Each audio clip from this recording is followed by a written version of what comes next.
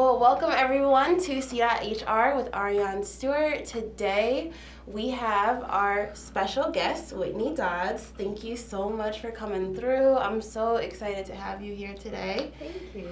And we are going to be talking about wellness for the culture, Queen's narrative, how you got started. So if you could just start by introducing yourself to everyone. Sure. Thank you so much for having me. Yeah, I of am course. Whitney Dodds, the founder and CEO of Wellness for the Culture, mental health organization here, actually downstairs, 1365 Main Street, Springfield, Massachusetts. Also one of the co-founders for A Queen's Narrative, also a mentorship program for young queens in Springfield, Massachusetts as well. Yeah, absolutely. You guys do amazing work, and Thank you. everything you do is honestly, it's like super inspiring. I'm super happy to have you here. Thanks. So I wanted to start with your background and how you got into therapy. So did you always know you wanted to be a therapist? Did you have like an aha moment? No. So when I was younger, I wanted to be a hairdresser and a singer. And then life got hard, right? And then I needed to become something different. Then I told myself I wanted to be a doctor. But I think it was because of how amazing my pediatrician was. And like I always felt like I needed to tell her something, but I couldn't tell her the thing. And I always hoped she would notice the thing. And sometimes they do. But I guess I wasn't giving off all the extreme things for her to notice. But I thought that, okay, this is what I needed to be. I needed to be a doctor because I'm a helper. Yeah. So then I left that realm because I was like I told you earlier, Latin and all this extra stuff. I was like, A lot of sciences. I mean, we're not really the greatest at the science part. Yeah. But then after, struggling and going through my own traumatic experiences, all of that fun stuff. And then I said, okay, I need to be this thing that I think that if I would have gotten treatment, if I would have taken the therapy that was offered to me and known how to utilize it, I would have had a different, and maybe I would have been the singer and the, the hairdresser.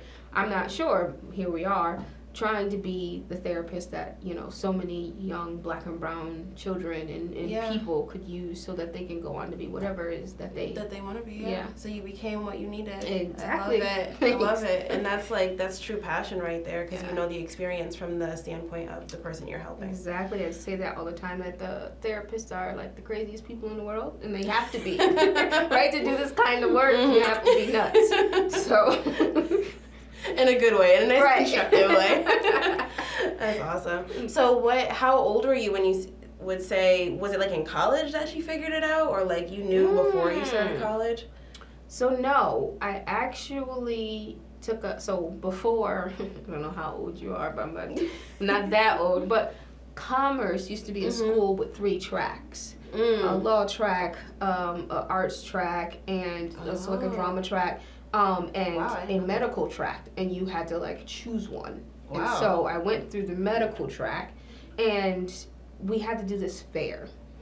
And you had to choose an occupation, and that was it. And so that's when I got into a psychologist, and I did all that research, and then as I did that, I fell in love with it, and then I went on to go take a psych degree. And then I had no idea where in psych I wanted to go yet. I don't think I figured out that I wanted to do social justice until after I even graduated with my master's. So that's awesome though. You were on a much better track than a lot of people, like knowing from high school and being on the right trajectory from then. That's awesome. So shout out to Commerce for that. I didn't even know that. See, it's not the same. But it's not the same now? They have that, Oh, okay. Well, they got some great people out of it, so it worked out.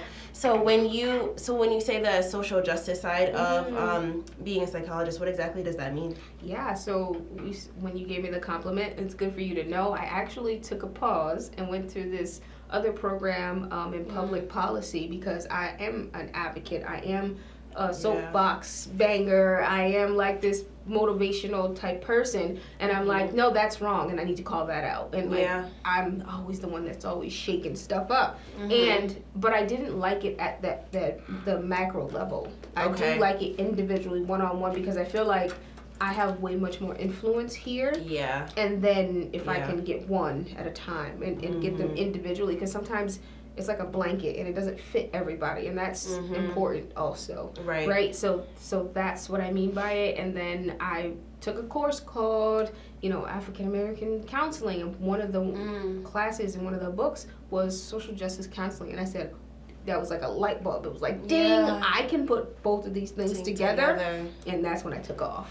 Awesome. So when you have, does that have to do with the clients that you're taking in, that they need something that has like a social justice aspect of it? Or is that just more of kind of like just part of what you bring to the table? It's me. And like a gift wrapped social justice counselor. However, the people that come to me generally are people who come from marginalized communities, prominent Black women, Black men, Black and brown populations who are needing my advocacy and naming of certain things, as well as the psychological background that I'm going to assist them with as well. Wow. Okay. That's awesome. How do you handle your own mental health and wellness dealing with everyone else's so often? So that is a funny question. I was just talking to today with a client. Again, I get to do this work because I understand a lot of it. I always tell one of my clients, I think, I went through that last week just for you. Like, I think that it always comes up and I'm like, ooh, who is this for? Because I did not need it. And then I get the client and they go, I'm dealing with this. And I was like, oh, you're the culprit. Yeah, you're the reason. You're the reason. There we go. But I have a therapist. I have mentors. I have a support system. I have been on this mental health journey since 2010 on my own, and navigating this throughout school, throughout my own clients, like, again, mentorship, my own therapist. And so I have a very healthy system of who to go to, how to get there, what I need, when to stop, pull back. I'm not perfect, so sometimes I get in my own way at the same time. And what I was saying yesterday in particular was that I said, I think that what all my clients are now taking off, they kind of shaking the COVID off of them, and the depression, and some of them have gone to get beautiful jobs, believing in themselves, taking on new opportunities, moving, and it's like, yes, but I've been holding my breath for them. And now, as they're taking off, I think I'm breathing, and it's like, what do I do with all of this? So, I'm here, but then I also was like, let me go ahead and call the therapist back up. Yeah. So so I can do this now. Sucks for her, but she's unpacking a lot of everybody's stuff in one session. Sorry. But yes, so I do whatever I tell a client to do. Trust me, I've done it already, and I'm taking your own advice. I'm already doing it. Yeah, and you have it in practice already. Absolutely. That's awesome. And I feel like it sounds like you're an empath from how you were. I mean, I don't know, because I love what I never knew like the term. But most definitely, my client will try to walk in, and I'm like, you can fool me if you want to. Right. Like, I already knew. With everything, you just walked in the door. I felt everything before you. Felt it. Yeah, you can't hide from me. That's good. That's cute, though. Yeah. But so trying. Yeah, they can't stand me. They thought that they could even fool me through a computer, and they learned quickly that didn't work either. Wow. So you were in the right field. Yeah. Yep. There's like an investigator side to it a little bit. Well, I let them tell me, but they know when my eyebrow raises, they better spill. I wanted to. So on the show, we talk about human resources. Yes. And then from a work perspective, people who have like their employees of other places, sometimes your benefits will have some money allotted to taking care of therapy. Some people are not employed, some people don't have those benefits. What would you say to people who are struggling to find the funds or the solutions, things they should be asking for at work, like stuff like that? Yeah, so a couple of things. The one thing I deal with most is people who have really high deductibles and don't know how that operates, right? So they get to therapy and they have to satisfy $1,500. Right? Or $3,000, I've seen someone before, right? And or an out-of-network therapist, you really want to come to me, but I'm not paneled on your insurance, and so to talk to me, you have to satisfy the deductible first. Things like that. Yes. So the flexible spending account. Yep. Lifesaver comes out of your check. Mm-hmm. You know, every so often you put so if my deductible is $2,000, I'm gonna get a flexible spending account for $2,000. Yeah. So that I can pay with that card. After you satisfy your deductible, then the insurance kicks in. But that $2,000 is basically taken out of your checks throughout the year, so you don't really even notice that the $30 a week that's coming out of your check, right? Exactly. So that's always helpful, and people don't notice that you have to actually go in. It doesn't come in automatically. You have to go fill out the paperwork to do that. Yes. Another thing is counselors offer sliding scales. My fee might be $100 a session, but if I have a person based off of an income, and I personally allot a certain amount of slots in my practice to people who need sliding scales. That's awesome. There's some people who even offer free spots.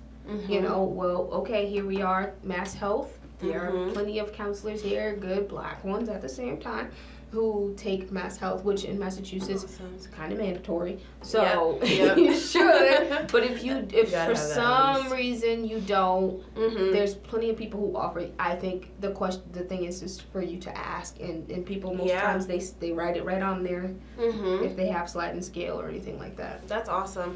Is that something? I'm really happy that you shared that, especially about the FSA. Yeah, the FSA. Oh, so there's an EAP. That's what you're talking about as well. That's the program where they give you like the 6 free sessions, and you got to kind of ask for more.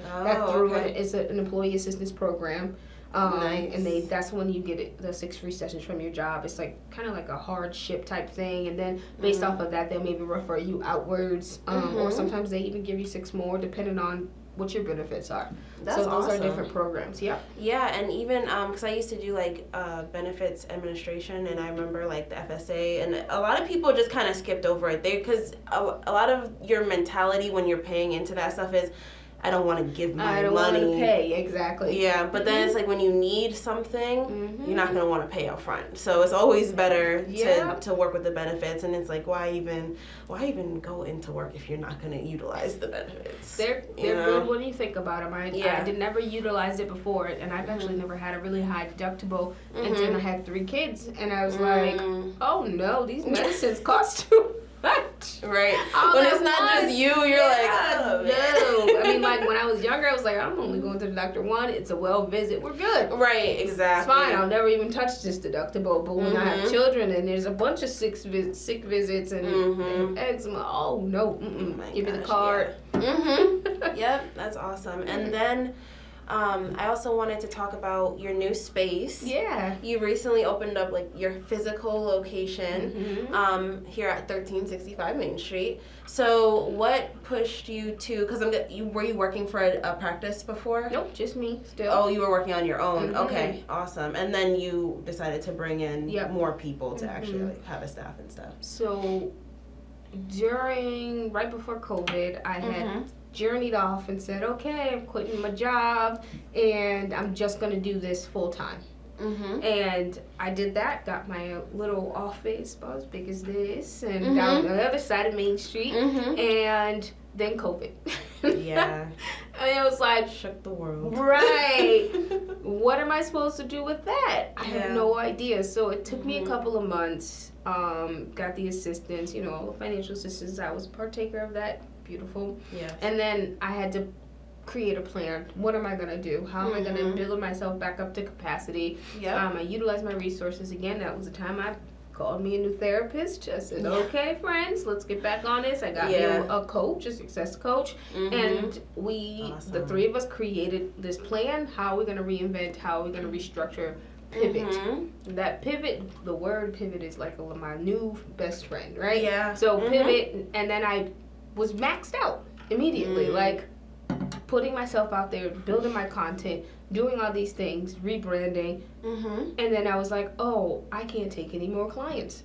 Right. I don't can have only any more. be in so many places at one time. Yeah, and I was like, okay, so what that means is now I gotta find some more beautiful people like me and help these people. And so that's when I was like, okay, it's time, save up, do what I have to do. And this marketplace was like a big old open building at that point, Yeah. right? Because of COVID, once again. Mm-hmm. And now that's it. We're tackling our wait list and doing the best we can. Yeah, that's awesome. Mm-hmm. And that moment, I'm sure, was amazing when you were like, "Oh, I can't even take any more clients." I feel like that's kind of a little, yeah. It is. It's a catch. It's like a up and down, because it's like, one, I'm happy that people are finally like less apprehensive to therapy and to treatment. Oh, yeah. The fact that I am deemed trustworthy and a safe space for people who don't like therapy or are apprehensive and don't find it safe, right? They're coming to me, and I'm like, I'm grateful for it, but also the pain that comes with it. That does not make me a happy camper. Right. No. Right.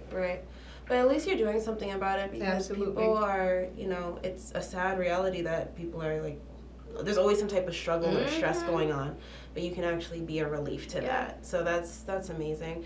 And I do want to talk about, too, the Queen's Narrative. Sure. And can you tell us a little bit about what the Queen's Narrative is? Yes. So the Queen's Narrative, along with me, Samantha Hamilton, Amani Harris, and Cherie Biggs. And so we all got together. Samantha convened us all in one room and said, "I want to do this thing." And who's with me? And we were all like, how to pull the team together. We were like, all right. And we built a Queen's Narrative based off of the idea of what we wanted young women to know and learn, and how they should move into, step into their greatness and into the future. So we wanted them to be reflective. We wanted them to see positivity and to utilize narrative as strength.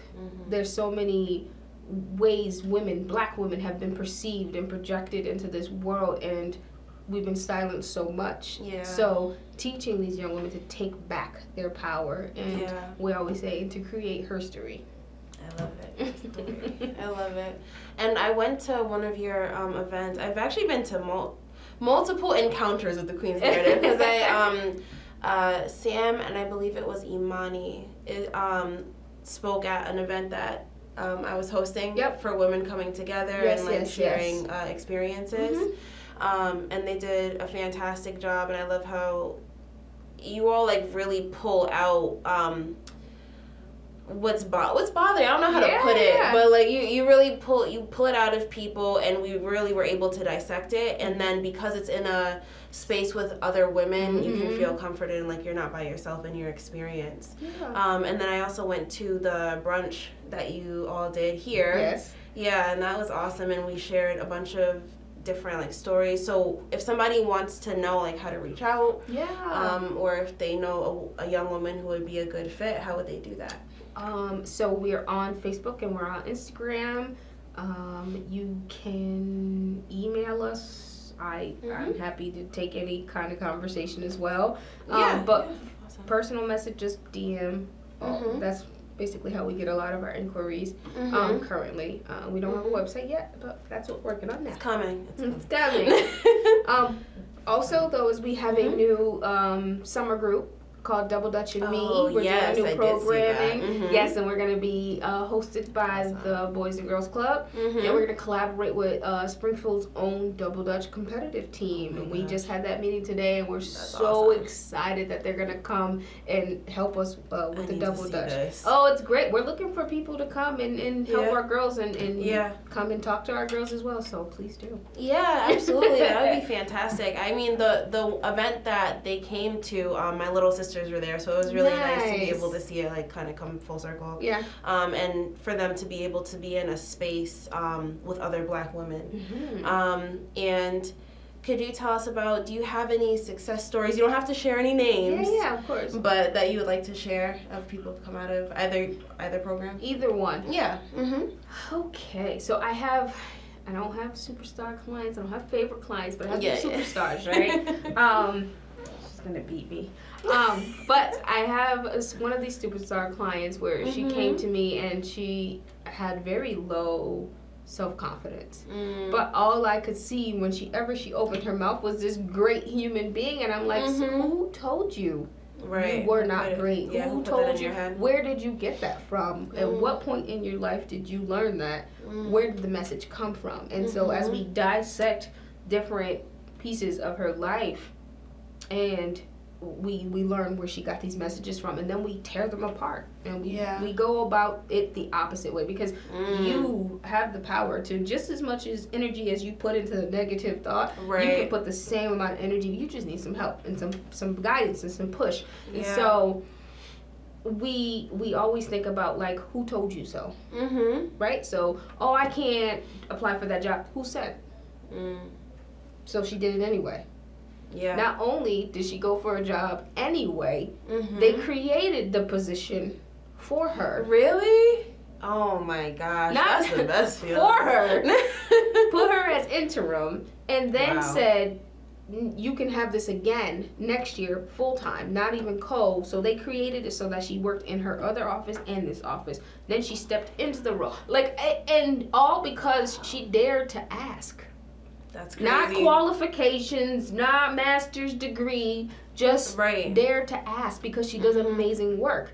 And when she opened her mouth, that's all that she needed. And I was just like, why not? We have this funny saying, do it like a mediocre white man. They don't ask questions. They just do it. Next day they're president. Oh yeah, absolutely. Like, because they just have the confidence, because that's instilled in them from a young age that they can they can own everything, and yeah. So that's you don't have to fight anything against that. Yeah. No, I absolutely love that. I mean, I actually, when you talk about that, I went to a when I was growing up, I went to a predominantly white school, and I remember I felt very, I don't know, you kind of come in on yourself a little bit, because you're not really comfortable with the space, and you always feel like, I don't know, you're always getting observed in a way. Yeah. But one thing I did take from that experience, when I saw the other students who were going to school with me and everything that they were accomplishing, I was like, you're literally no different than I am. You know what I mean? And it's like, and that's always the case. And it's like, you can do whatever, you need to just own it. You need to have that confidence, and it's gonna bring everything else to you. When you talked about how you put all the energy into the negative, you need to do the same with the positive. Yeah. Why is it that it's so easy to fall into negative versus positive things? It almost seems like naturally it's easier to kind of go into is there a reason behind that? So that's great, because I have an approach, a technique that I use in a course. It's the self-care via Selflove. And we always this push for do self-care, do self-care, do self-care. And it's now it's starting to become annoying at this point to me, because it's like clickbait at this point. And it's just no, first of all, the reason why people can't participate in self-care is because they don't have self-love in the first place. At some point in your life, your competency, your self-compassion, all of that dwindled. Something taught you, right? Okay, I always say, high-achieving black women struggle the most with this concept. Why? So in the book, like I told you, I have a psychology hat, right? So in the book, it says, there's a wonderful person who says, during the ages of 6 to 12 years old, you learn things like competency, your self-confidence. Now, I'm amazed in my work continuously on right now is to see how many high-achieving black women have been abused during that time of during their life. The ages of 6 to 12. And I bet you there's a ridiculous amount of women. Yeah. And so what didn't they get? Are they emotionally hindered right there in that spot, right? Yeah. So when you try to, and that carries out in so many different facets of your life. It doesn't just stay with partnership. It carries out in your friendships and your work, with your children and your parents, all of it. It's one lesson you learned. You learned, I'm not lovable. I have no power. Imagine, you're supposed to learn confidence, but someone's taking advantage of you during that time. So what do you learn instead? Yeah, I have no power. Right. So now you're at work and someone's telling you what to do. What do you do? How do you show up? I have no power. What you say goes. I can't do that. You're right. Your body shuts down because it also remembers what it felt like when you were powerless. So these are all the things we have to keep in mind. That's why it's easier, because you learned at some point in life and it just reinforces itself. And then so we get so locked into this one concept that someone saying you do have power, well, I can't count on my fingers really how many times I've actually had power. So when you weigh those odds out, until you have someone pushing you, you have to claim it. You have to claim it, right? Because no one else is gonna give you the power or make you feel like, right. I love that you're able to, and I know like that's what psychology is, really digging deep. And I feel like how you're talking about, it was something that was so frowned upon in our community before, to go to a therapist. It was always like, nope, you just keep pushing, keep going through your day. And there are so many people who are doing that, and they might have been functioning okay, but the way they could have functioned if they had really unpacked everything. Why do you think therapy became a white people's thing? Where do you think the narrative came from? Right. Why not hinder? Why would we want Black people to come and get mentally free and to start understanding their power? And wow, are you kidding me? Right? Of course not. Right. Also, we have to think of the history, right? Yes, Black people, we gotta get over. We don't have time. You're gonna get beat. You gotta do slave work. You can't. There's no crying.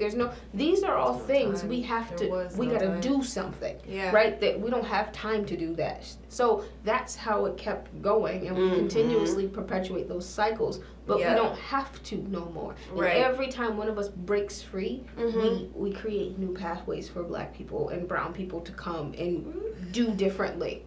Yes. Sorry, I was preaching. No, it's okay. It's okay. I was like, oh man, I wish we had more time. We really getting into it. But oh my gosh, thank you so much, Whitney, for coming out. This has been amazing. You definitely have to come back. No problem. To the show. We're gonna get into the deep stuff even more. So I just want to say thank you so much for everybody for watching. I want to give a special shout out to the Association of Black Business and Professionals. They are an organization that comes together with Black professionals, business owners, and people who work in nonprofit and share resources. So thank you all for listening. Goodbye.